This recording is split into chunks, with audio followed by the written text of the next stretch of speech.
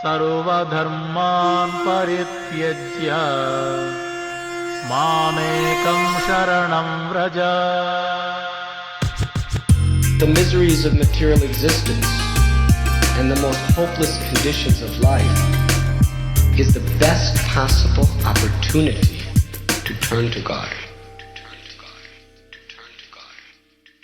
You're listening to Bare Knuckle Bhakti Shorties on the Bhakti Recovery Podcast with Jiva G, coming at you every Monday with a little spiritual something. Good morning. I am not in the woods. It is pouring rain outside, and I'm at home. And I know that the shorties have to be done. And as you can hear, I'm a little tired. I've woken up about a half hour ago, but I'm still not really awake. But there are so many things, there's always so many things to talk about. At least for me, there's so many realizations and reflections and inspirations and defeats.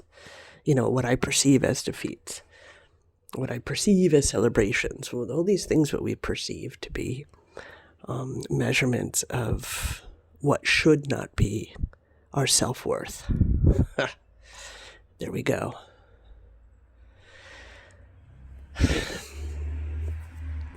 You know, this is the trap that I think almost every single person falls into.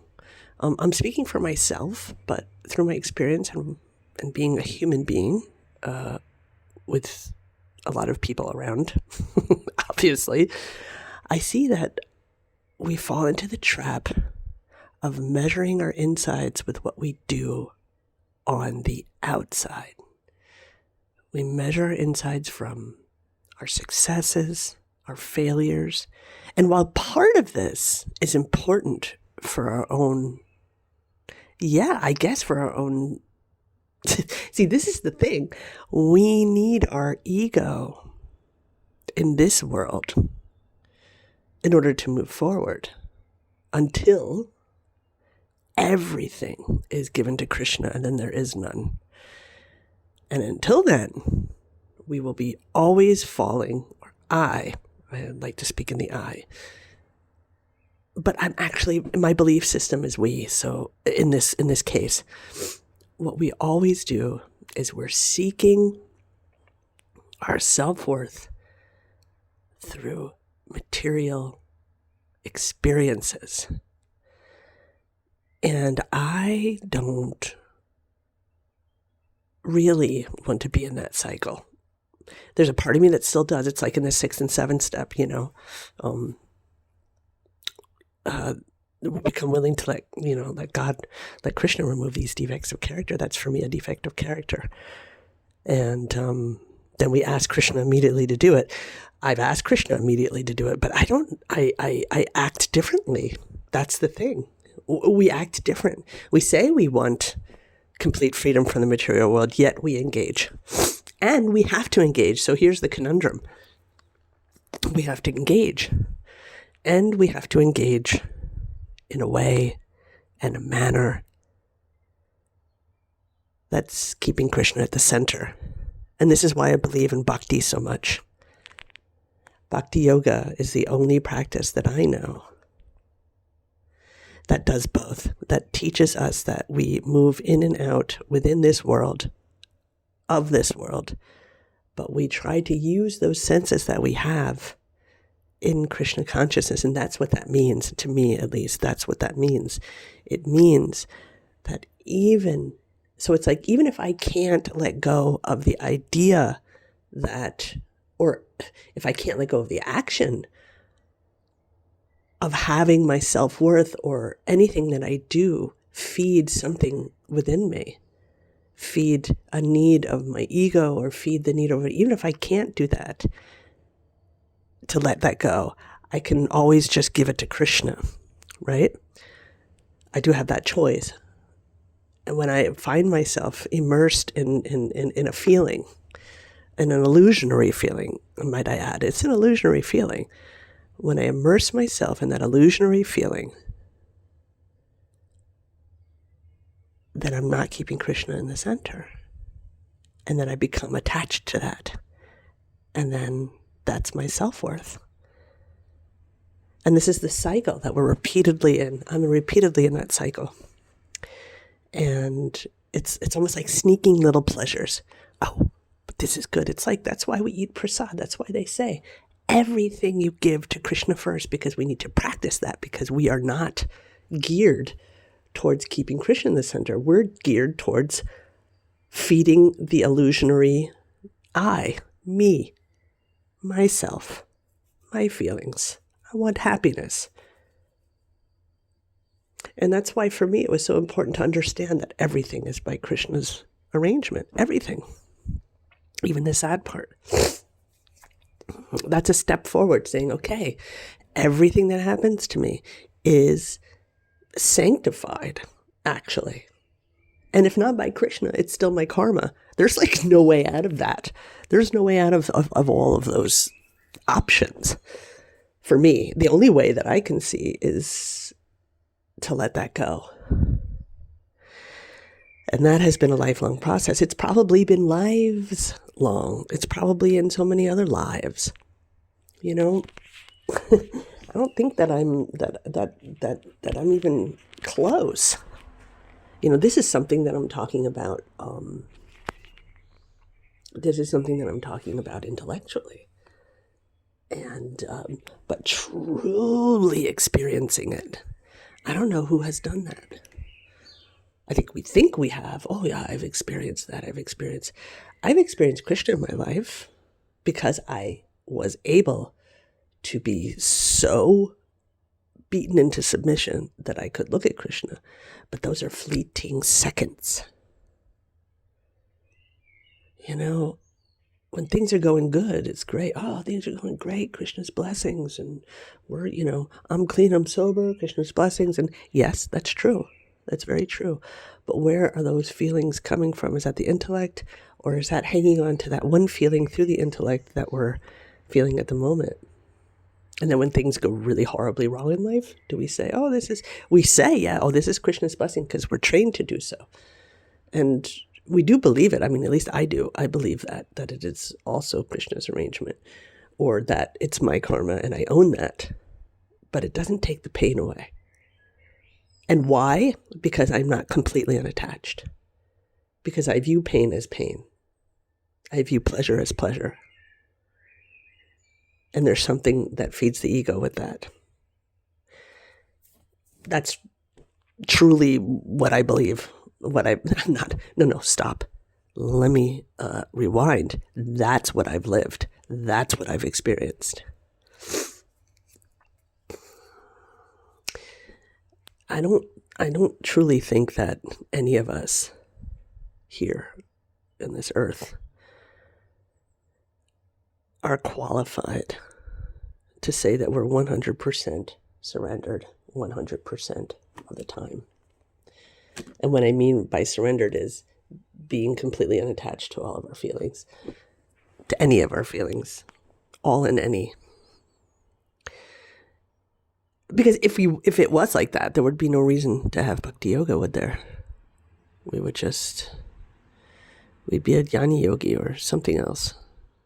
I don't know what we would be. We might melt into the ether. When we talk about, being like the impersonalists or us, the Vedantists, the Vedantists, they'll melt into the ether and, we are God, God is I is God, and Om, and then we just, what do we do? Just go into the universe? And while that, and this is the thing, while that's also a truth, it's not the whole truth.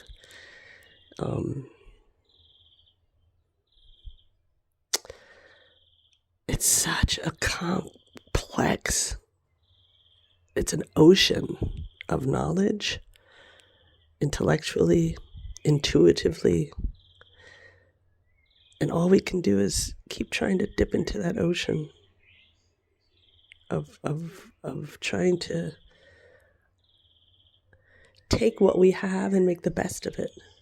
Our feelings, our emotions, the physical body, anything that we've manifested here.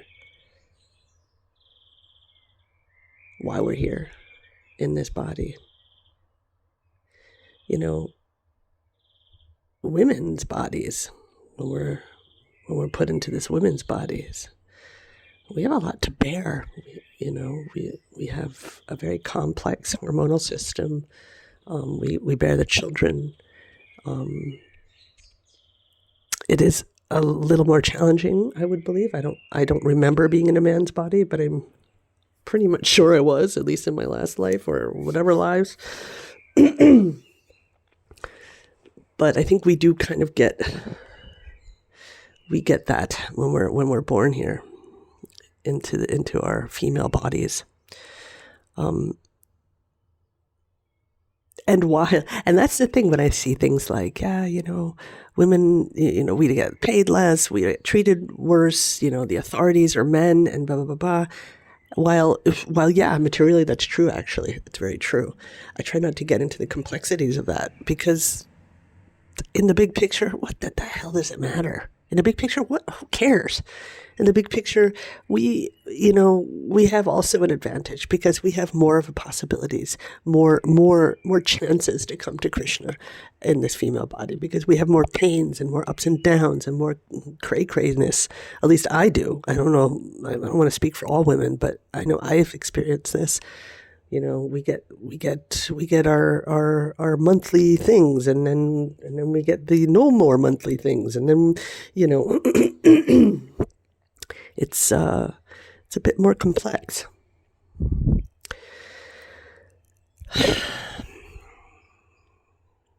Being in a place of surrender, in utter surrender,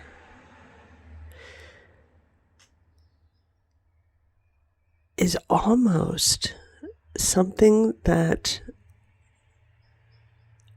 no, it's not almost, sorry guys, it is a blessing. For me, I've experienced it as a blessing. Even if being a woman is being the underdog or being whatever it is that we are, whatever we feel that maybe society doesn't appreciate enough or put down or whatever it is, we're here for a reason in this body at this time. And that is complete acceptance. And we don't need to use that to measure our self-worth. I think our birth is our worth. And we do what we can with that. No matter what body we were born in. No matter what condition our body is in. What color our body, what sex our body is in. It's because we're supposed to. We're supposed to be on this earth at this time, right now, in that body, learning what we need to learn. And when we open that door, and when we're open enough to accept that, then we're in a way better place than we would be if we're fighting it. That's why often I can't get on board with this.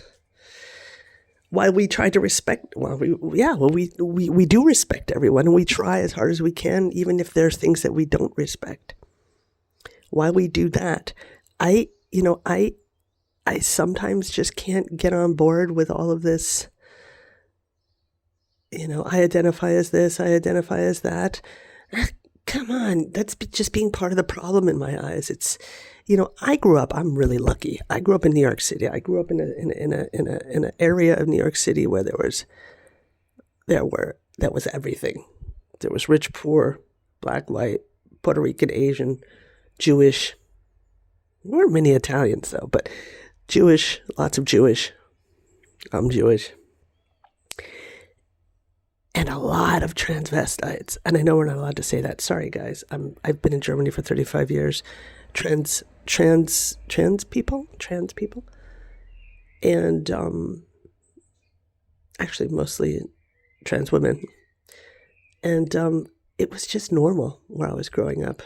No one needed to yell it. No one needed to fight for it, or maybe they did. I don't know. I don't want to assume anything. And I don't even want to get into it because then I'm also then part of the problem. What I really want to just say is this. I never, ever even knew prejudice or racism existed until I left New York City and left my neighborhood. But every single person has a reason to be in their body at some point, whether they want to shout they identify as something else.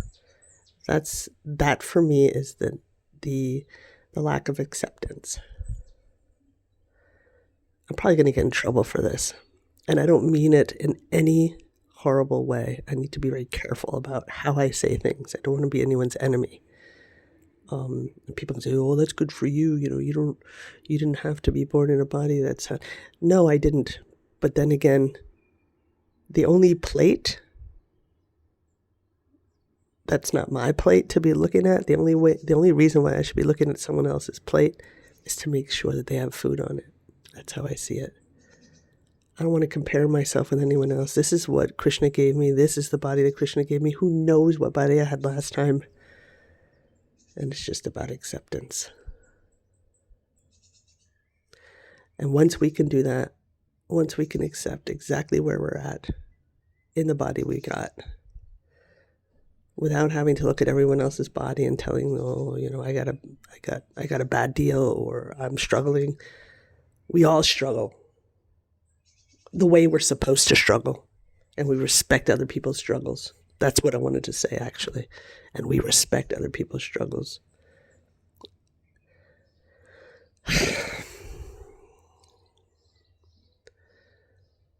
Anyway, I think that's it for the shorty today. There's lots going on, my friends. I'm going to be in Bath in England and Western-super-Mare. I will be there June 3rd through the 9th. You can go on the website on bhaktirecoverygroup.com to the events page and get more details about that. If you are in the UK, in England, please check it out. Come by. It will be done at the Bath. The first retreat will be in Bath, and then I'll be going to Western-super-Mare. I think it's on the 9th of June. It's coming up. Please join. I'd love to meet you all. And that's in June. And there's so much more happening. Check out the events page. And also, I've promised people that I will continue to talk about donations, contributions. I've had people already step up to offer their contributions, and I'm so grateful. Thank you so much. And we still are in the same financial situation. And I'm going to be really quite frank. We're in a bleeding neck situation, actually. The only reason why I can go to the UK and all that stuff is because devotees help me, of course, and they bring me there, and I'm so grateful that they can help spread the message. But in order for me to help others, I need help from you guys. So go to our webpage. There's a donate page. And you can do that via Wise or PayPal. It's probably better via Wise, I guess. PayPal is also great. Doesn't matter. One or the other. As you wish. And I'm really grateful for this community. And yeah. We're also doing something for GEV. I forgot to mention this. At Govardhanaka Village. We're on their webpage. I don't know if I'm on a webpage or not, but we're on their Instagram, I guess. and we're doing like a